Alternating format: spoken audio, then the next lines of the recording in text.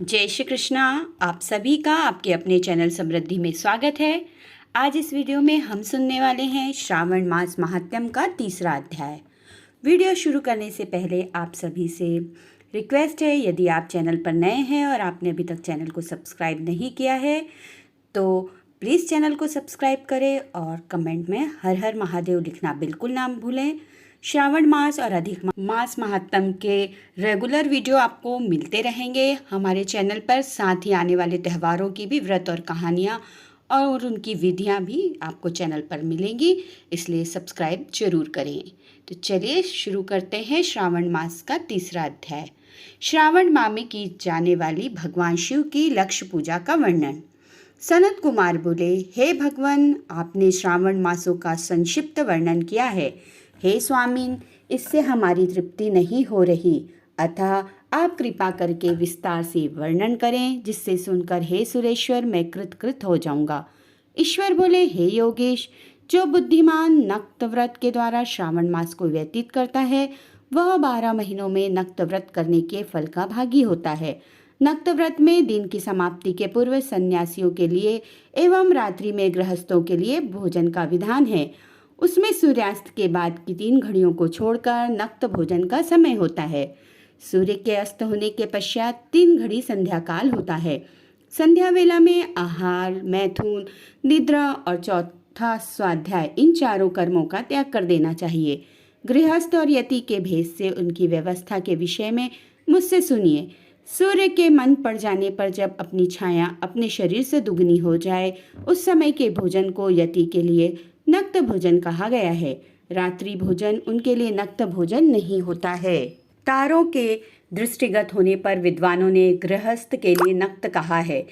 यति के दिन के 8वें भाग के शेष रहने पर भोजन का विधान है, उसके लिए रात्रि में भोजन का निषेध किया गया है।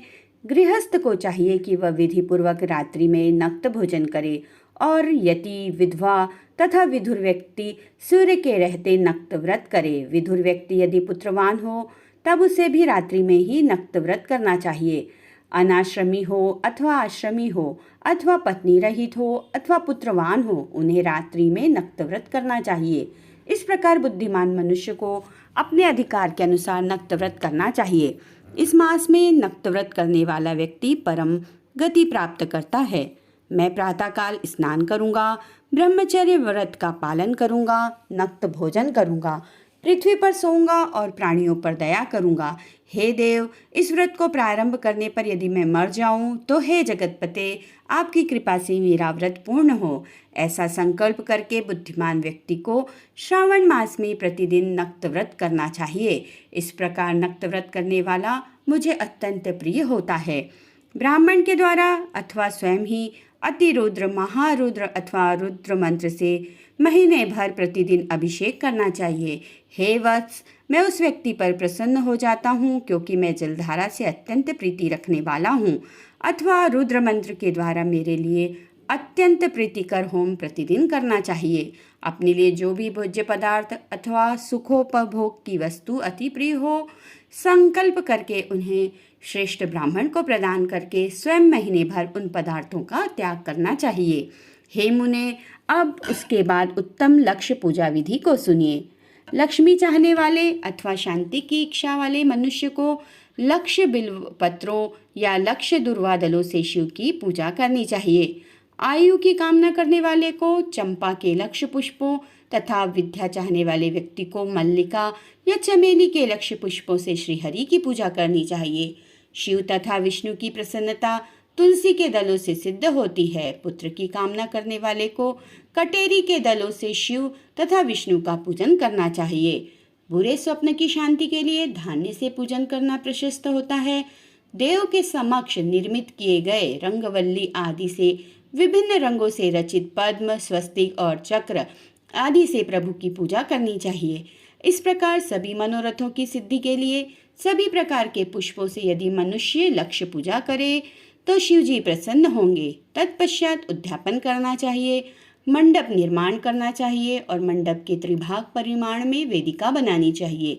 तदंतर पुण्याहवाचन करके आचार्य का वर्ण करना चाहिए और उस मंडप में प्रविष्ट होकर गीत तथा वाद्य के शब्दों और तीव्र वेद ध्वनि से रात्रि में जागरण करना चाहिए। वेदिका के ऊपर उत्तम लिंग तो भद्र बनाना चाहिए और उसके बीच में चावलों से सुंदर कैलाश का निर्माण करना चाहिए। उसके ऊपर तांबे का अत्यंत चमकीला तथा पंच पल्लव युक्त कलश स्थापित करना चाहिए और उसे रेशमी वस्त्र से वेष्टित कर देना चाहिए। उसके ऊपर पार्वती पति शिव की सुवर्णमय प्रतिमा स्थापित करनी चाहिए। तत्पश्चात पंचामृत पूर्वक धूप दीप तथा नैवेद्य से उस प्रतिमा की पूजा करनी चाहिए और गीत वाद्य नृत्य तथा वेद शास्त्र तथा पुराणों के पाठ के द्वारा रात्रि में जागरण करना चाहिए। इसके बाद प्रातःकाल भली भांति स्नान करके पवित्र हो जाना चाहिए और अपनी शाखा में निर्दिष्ट विधान के अनुसार वेदिका निर्माण करना चाहिए। तत्पश्चात मूल मंत्र से या गायत्री मंत्र से या शिव के सहस्त्र नामों के द्वारा तिल तथा घृत मिश्रित खीर से होम कराना चाहिए अथवा जिस मंत्र से पूजा की गई है उसी से होम करके पूर्णाहुति डालनी चाहिए। इसके बाद वस्त्र अलंकार तथा भूषणों से भली भांति आचार्य का पूजन करना चाहिए। तत्पश्चात अन्य ब्राह्मणों का पूजन करना चाहिए और उन्हें दक्षिणा देनी चाहिए। जिस जिस वस्तु से उमापति शिव की लक्ष्य पूजा की हो उसका दान करना चाहिए। स्वर्णमयी मूर्ति बनाकर शिव की पूजा करनी चाहिए। यदि दीप कर्म किया हो तो उस दीपक का दान करना चाहिए। चांदी का दीपक और स्वर्ण की वर्तिका अर्थात बत्ती बनाकर उसे गौघृत से भरकर सभी कामनाओं और अर्थ की सिद्धि के लिए उसका दान करना चाहिए।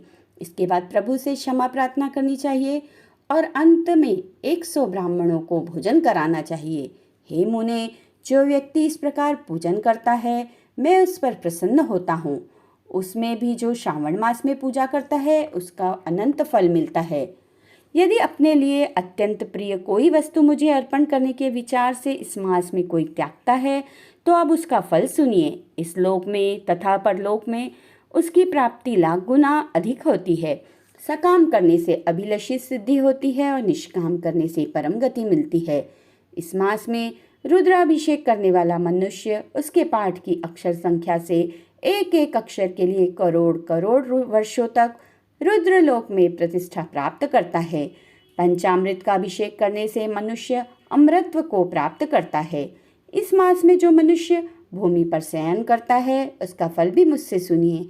हे द्विश्रेष्ठ, वह मनुष्य 9 प्रकार के रत्नों से जड़ी हुई सुंदर वस्त्र से आच्छादित बिछे हुए कोमल गद्दे से सुशोभित देश तकियों से युक्त रम्य स्त्रियों से विभूषित रत्न निर्मित दीपों से मंडित तथा अत्यंत मृदु और गरुड़ाकार प्रवाल मणि निर्मित अथवा हाथी दांत की बनी हुई अथवा चंदन की बनी हुई उत्तम तथा शुभ शैया प्राप्त करता है। इस मास में ब्रह्मचर्य का पालन करने से वीर्य की दृढ़ पुष्टि होती है। ओज बल शरीर की दृढ़ता और जो भी कर्म के विषय में उपकारक होते हैं वह सब उसे प्राप्त हो जाता है। निष्काम ब्रह्मचर्य वृत्ति को साक्षात ब्रह्म प्राप्ति होती है और सकाम को स्वर्ग तथा सुंदर देवांगनाओं की प्राप्ति होती है।